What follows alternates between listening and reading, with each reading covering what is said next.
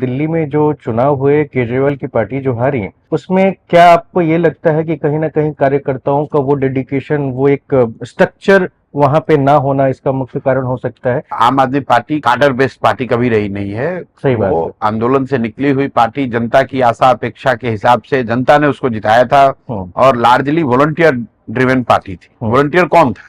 जो आपका समर्थक है वही चुनाव के दौरान आपका वॉलंटियर हो जाता है। वो कोई आपका डेडिकेटेड कैडर नहीं रहा है। वो उसको ऐसा लगा कि एक नई तरह की राजनीतिक व्यवस्था को आप रिप्रेजेंट करते हैं, उसने अपनी ताकत लगाई, आपको जिताया। तीन चार बातें जो दूर से समझ में आ रही हैं। एक तो कि एंटी इनकम्बेंसी जो लैक ऑफ गवर्नेंस की वजह से रहा है या गवर्नेंस रिलेटेड इश्यूज को लेकर रहा है कि इस टर्म में शिक्षा को छोड़कर कोई नई बात जनता को दिखी नहीं।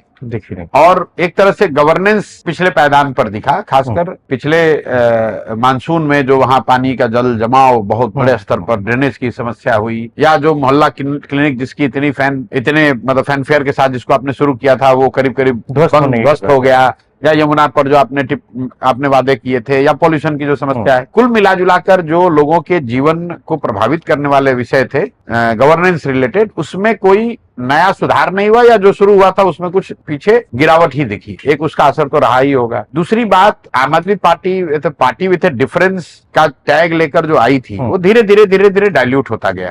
और कहीं ना कहीं इंडिया अलायंस का हिस्सा बनना और न बनना, दोनों से भी उसकी पोजिशनिंग नहीं समझ में आ रही है कि आप इंडिया अलायंस के हिस्सा थे, हैं या नहीं है। तो लोकसभा चुनाव में आप उनके साथ लड़े, विधानसभा चुनाव में उनके खिलाफ लड़े। तो एक जो बड़ा वर्ग है जो ये कहता था ऊपर मोदी नीचे केजरीवाल, वो आपके हाथ से निकल गया।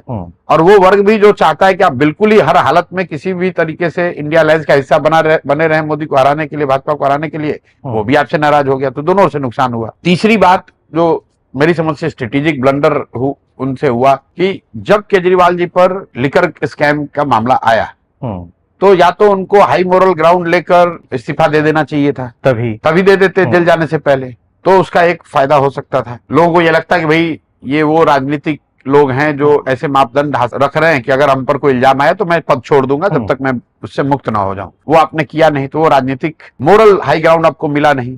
जब आप छूट कर आए तब आपने पद को छोड़ दिया। तो वो वर्ग जो कि चाहता है कि हर हालत में केजरीवाल ही मुख्यमंत्री रहे, वो भी आपसे नाराज हो गया। तो मतलब ये जो तीनों डिसीजन, तीनों जो ब्रॉड है इश्यूज है, गवर्नेंस को लेकर, इस राजनीतिक पोजीशनिंग को लेकर और खुद के चीफ मिनिस्टर बने रहने को, इन तीनों में मतलब आपको लैक ऑफ क्लैरिटी दिखी और आपने ऐसे डिसीजन लिए जिससे दोनों साइड से आपको नुकसान हुआ। आप बिहार के नजरिए से उसको एक उदाहरण के तौर पे देखिए। लालू जी यहाँ जेल गए तो उन्होंने राबड़ी जी को बना दिया। तो कम से कम उनका जो सपोर्टर है वो तो है कि भाई चलो सत्ता लालू जी के हाथ में ही है। अब आप इसको ऐसे देखिए कि लालू जी वापस आते और वो कहते मैं भी नहीं रहूंगा, राबड़ी जी भी नहीं रहेंगे, कोई तीसरा बन जाएगा। तो जो आपके सपोर्टर थे वो भी गए, और जो ये मानते कि नहीं ये राजनीतिक ऊंचे मापदंड उन्होंने स्थापित किए हैं कि भाई इन पर जेल हो गई या इन पर कोई सजा हो गई, कोई इल्जाम लगा तो उन्होंने पद छोड़ दिया, तो उसका भी लाभ नहीं मिला और पद छोड़ दिए उसका भी।